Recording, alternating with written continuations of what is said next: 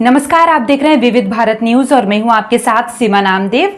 शुरुआत करते हैं आज की खास खबरों से। सौंख कस्बे में स्थित राजकीय पशु चिकित्सालय पर तैनात डॉक्टरों की टीम के नाने से बीमार पशुओं का इलाज नहीं हो पा रहा है, जिसके चलते पशुपालकों में खासा रोष देखने को मिल रहा है। जब किसान अपने पशुओं को लेकर चिकित्सालय पहुंचते हैं तो वहां पर चिकित्सक नदारद मिलते हैं। किसानों का कहना है कि चिकित्सालय पर तैनात डॉक्टर यहां नहीं आते, अस्पताल के गेट पर ताला लटका रहता है, जिसके चलते उनके बीमार पशुओं का इलाज नहीं हो पा रहा है। साथ ही मजबूरी में पड़ोसी राज्य राजस्थान से आने वाले झोलाछाप डॉक्टरों से पशुओं का इलाज कराना पड़ता है। ग्रामीण क्षेत्र के निवासियों ने आरोप लगाया कि क्षेत्र में पशुओं के इलाज के लिए झोलाछाप और डॉक्टरों का सहारा लेना पड़ता है तथा यदि किसी पशु चिकित्सक के पास फोन करते हैं तो वह भी किसान के पास झोलाछाप डॉक्टर को भेज देते हैं, खुद नहीं आते हैं और ना ही कभी अस्पताल में मिलते हैं।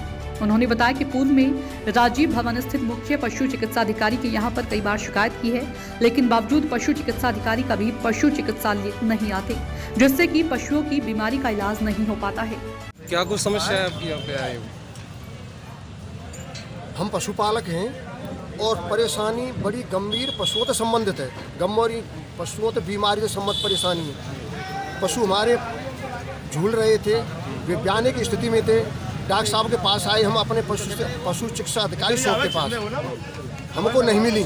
दूसरे दिन आए फिर भी नहीं मिली। तीसरे दिन आके हमको मिली तो डॉक्टर साहब बड़े परेशान हैं।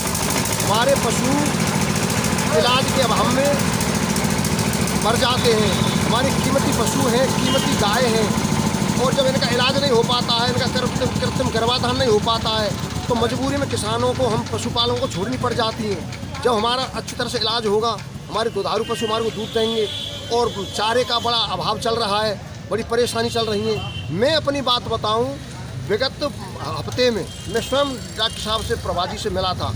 मैडम बहुत परेशान है। उन्होंने कहा था कि मैं तो मीटिंग में हूँ सीवीओ साहब के पास।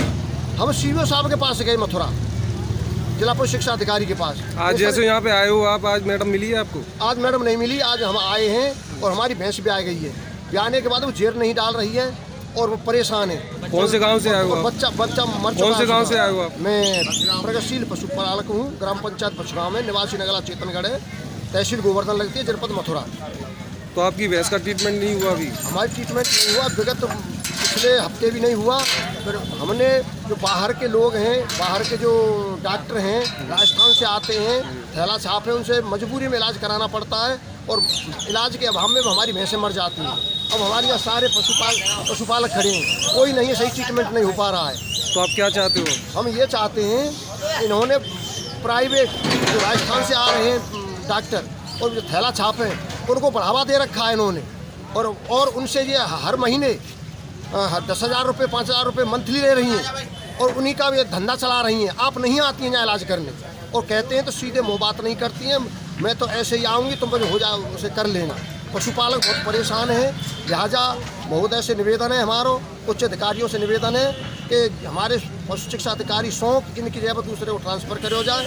पहले डॉक्टर वीरपाल सिंह थे, फ़ोन पर सुना करते थे, मैडम को फ़ोन लगाते, फ़ोन को नहीं सुनती हैं, न स्टाफ की सुनती हैं, किसी पशुपालक की नहीं सुनती हैं। अब आपके सामने कोई मजबूरी है, आप नहीं हैं, महिला हैं, तो कम से कम फ़ोन पर पशुपालक को संतुष्ट कर दें कि ये बीमारी है, मैं उस कंपाउंडर को भेज रही हूँ, आप इस दवाई को ले लें। फ़ोन कोई नहीं उठाती हैं, आती नहीं हैं, सीधे मुँह बात नहीं करती हैं। हम सारे सौंक क्षेत्र के पशुपालक बहुत परेशान हैं।